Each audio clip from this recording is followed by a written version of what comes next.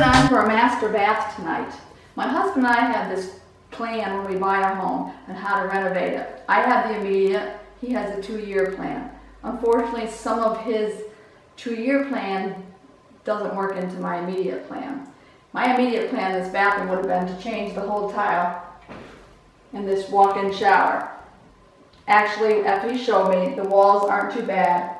The floor is what bothers me most. That'll be done in the 2-year plan.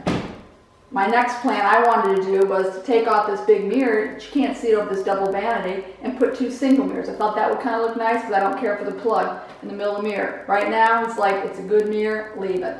And you have to weigh costs like that. How much is it worth to put in it to what you're going to get back when you try to sell the house.